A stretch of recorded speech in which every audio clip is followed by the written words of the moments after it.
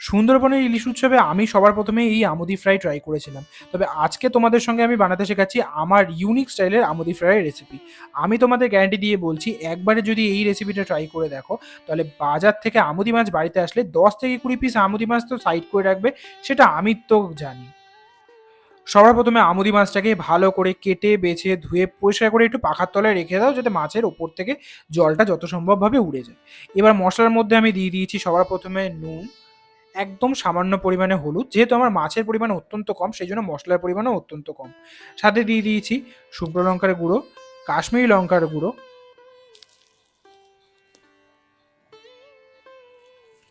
একদম অল্প একটু পরিমাণে সাদা জিরে গুঁড়ো, ধনে গুঁড়ো। বাটা মশলার মধ্যে আমি এখানে দিয়েছি আদা বাটা,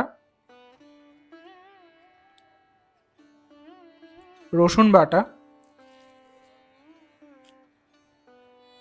টমেটো বাটা, আর দিয়েছি একদম যৎসামান্য মতো চিনি। তোমরা চাইলে চিনিটা সম্পূর্ণভাবে স্কিপও করতে পারো। আর এখানে যদি চাও তোমরা ঝালের পরিমাণটা আরেকটু বাড়িয়ে একটু কাঁচা লঙ্কা বাটাও দিতে পারো।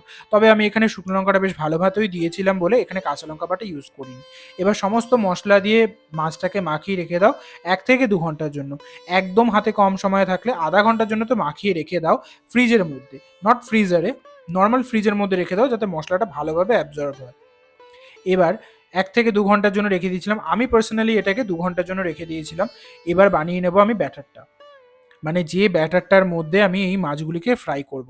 আমি এখানে 2 পার্ট নিয়েছিলাম ময়দা আর 1 পার্ট নিয়েছি অ্যারারুট। 2 পার্ট বলতে গেলে আমি এখানে স্পেসিফিক্যালি বলতে গেলে 4 চামচের মতো নিয়েছিলাম ময়দা আর 2 চামচের মতো নিয়েছিলাম কর্নফ্লাওয়ার।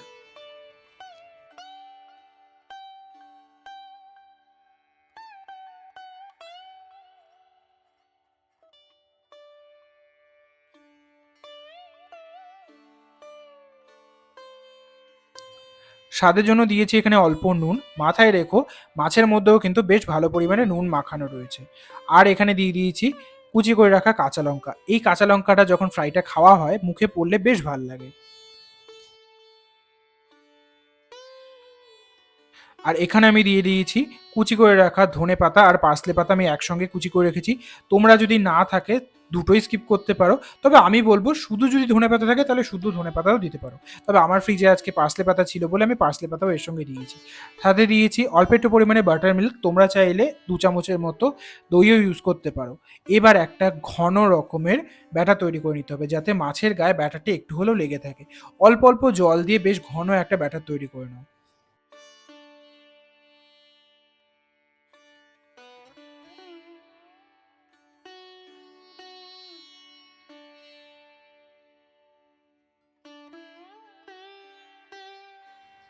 দেখো অল্প অল্প জল দিয়ে বেশ ঘন একটা ব্যাটার তৈরি করেছি।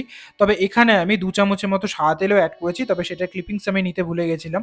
সাদা তেলটা দিলে বেশ ক্রিস্পি টাইপের একটা ব্যাটারটা তৈরি হয়।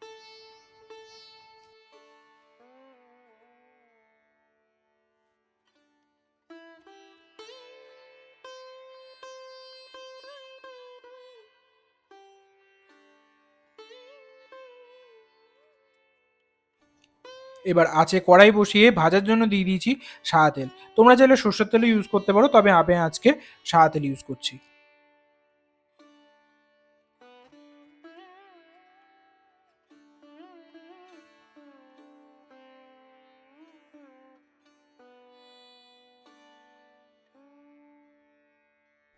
ব্যাস এবার এক এক করে মাছগুলি ব্যাটারে ডিপ করো আর গরম গরম তেলের মধ্যে ছেড়ে দাও।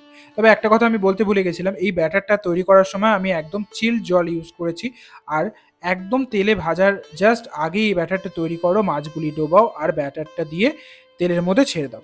আগে থাকতে ব্যাটারটা তৈরি করে রেখো না, আর যদি চাও এই ব্যাটারটা তৈরি করে ফ্রিজে রাখতে পারো যাতে ব্যাটারটা একদম ঠান্ডা থাকে। কেন কি এই ব্যাটারটা ঠান্ডা থাকলে তারপরে মাছ দিয়ে তেলে দিলে একদম ক্রিস্পি একটা আউটার কোটিংটা আসে আর বেশ সুন্দর একটা টেস্ট আসে। দেখবে মাঝে মাঝে ধনে পাতা, মাঝে মাঝে পার্সলে পাতা, মাঝে মাঝে কাঁচা লঙ্কা কুচিটা যখন মুখে পড়বে তখন অসাধারণ একটা ফ্লেভার লাগে। তবে সুন্দরবনে আমি খেয়েছিলাম সেটা একদম অন্যরকম টেস্ট ছিল। সেই রকমের রেসিপিটাও আমাদের কাছে আছে, মানে আমার কাছে আছে, সেই রেসিপিও তোমাদের সঙ্গে একদিন না একদিন শেয়ার করে দেবো। দেখো কথা বলতে বলতে আমার একটা ব্যাচ এই আমুদি মাছ ভাজা রেডি। এক এক করে এরকম সমস্ত আমুদি মাছটাকেই ব্যাটারে ডুবিয়ে আমি ভেজে নেব একদম ক্রিস্পি করে।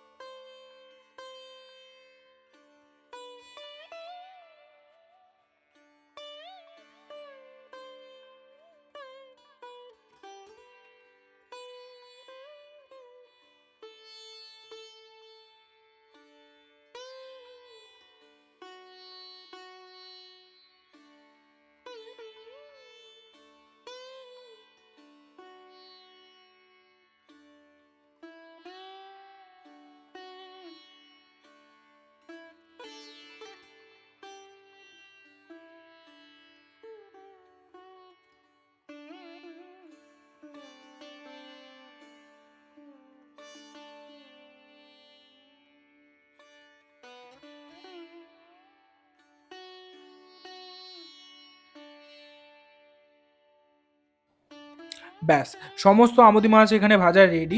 আমার এই রেসিপি দেখে তোমরা কারা কারা এই রকমের আমুদি ফ্রাই ট্রাই করলে সেটা কিন্তু কমেন্ট সেকশনে জানাতে ভুলো না।